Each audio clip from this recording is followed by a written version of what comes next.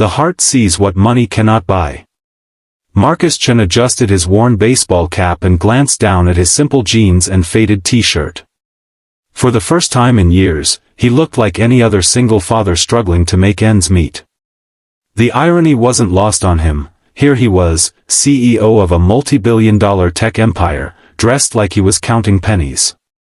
"Daddy, why are we wearing old clothes?" asked Emma, his 6-year-old daughter, tugging at her simple cotton dress that was a far cry from her usual designer outfits. "Because today we're going on an adventure," Marcus replied, kneeling down to her level. "And sometimes adventures mean being someone different for a little while." His twin son Ethan, equally confused, clutched his father's hand tighter. "Are we playing pretend?" "Something like that, buddy." Marcus had agreed to this blind date reluctantly. His assistant had practically forced him into it, insisting he needed to get back out there after 3 years of single parenthood. But Marcus had learned the hard way that his wealth attracted the wrong kind of attention. Women would shower his children with expensive gifts and fake affection, only to disappear when they realized the twins came as a package deal with their father. This time would be different. This time, he would see who Sarah really was. The cafe was busy when they arrived, filled with the comfortable buzz of weekend conversations. Marcus spotted Sarah immediately. She was exactly as her photos suggested, with kind eyes and an genuine smile. But what struck him most was how she lit up when she saw him approaching with the twins. "You must be Marcus," she said warmly, then immediately crouched down to the children's level. "And you two must be the famous Emma and Ethan I've heard so much about." "I'm Emma," his daughter announced proudly. "Daddy says you're nice." "Well, your daddy sounds pretty smart," Sarah replied, her smile reaching her eyes. "I brought something for you both, I hope that's okay." She reached into her modest purse and pulled out 2 small coloring books and a pack of crayons. "I wasn't sure what you liked, but I thought we could color together while we talk." Marcus felt something shift in his chest. These weren't expensive toys meant to impress, they were simple, thoughtful gifts that showed she'd actually considered his children. As they settled into a corner booth, Marcus watched Sarah carefully. When Emma spilled her juice, Sarah didn't flinch or look annoyed. Instead, she helped clean it up, making jokes that had Emma giggling. When Ethan shyly showed her his drawing of a dinosaur, she examined it with the seriousness of an art critic, asking detailed questions about the dinosaur's adventures. "I'm sorry," Marcus said, feeling the need to explain. "I know this isn't what you probably expected for a first date. Most women aren't interested in spending time with your children?" Sarah interrupted gently. "Marcus, they're part of you. Any woman who can't see how incredible they are doesn't deserve your time." During lunch, the conversation flowed naturally. Sarah talked about her work as a pediatric nurse, her eyes sparkling as she described helping sick children. She didn't ask about his job beyond the vague, consulting work he'd mentioned, and she didn't seem impressed when he deliberately mentioned taking the bus to get there. "You know what I love about kids?" Sarah said, watching Emma and Ethan color their dinosaur pictures.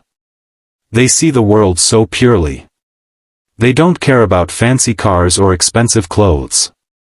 They care about whether you listen to their stories, whether you laugh at their jokes, whether you make them feel special." Marcus nodded, thinking about how different this was from his usual dating experiences. When Ethan started getting restless, Sarah suggested they walk to the nearby park. Marcus tensed, worried about the playground equipment costs, but Sarah pulled out a frisbee from her bag. "I came prepared," she winked. For the next hour, Marcus watched in amazement as Sarah played with his children. She pushed them on swings, helped them climb the monkey bars, and even joined in their imaginative game about being explorers in a magical forest. Her laughter was infectious, and soon Marcus found himself relaxing in a way he hadn't in years. "Daddy, can Sarah come to our house?" Emma asked as they sat on a bench, watching the sunset. "Sweetie, we barely know Sarah," Marcus said gently. "But she's nice," Ethan chimed in. "She doesn't try to buy us stuff like the other ladies." She just wants to play with us. Marcus met Sarah's eyes over the children's heads. She looked genuinely touched by their words. You know what? Sarah said softly. Your daddy is very special to have raised such wonderful, kind children. And I'd love to spend more time with all of you, if your daddy wants that too. As they walked back to the cafe where they'd parked, Emma took Sarah's hand naturally, chattering about her favorite books. Ethan walked close to Sarah's other side, asking if she knew any good dinosaur facts. I should probably tell you something, Marcus said quietly as they reached Sarah's modest sedan. I haven't been completely honest about being wealthy? Sarah interrupted with a gentle smile. Marcus stopped walking. How did you? Marcus, I'm a pediatric nurse. I've met a lot of families, and I've learned to read people pretty well. Your children are polite, articulate, and clearly well educated. They mention things like our house with the big garden and when we went on the airplane. But more than that, they're genuinely good kids, the kind that come from having a father who's present and involved, despite having every reason to hire nannies and tutors to do the hard work. Marcus stared at her, speechless. The question isn't whether you have money, Sarah continued. The question is whether you have a heart.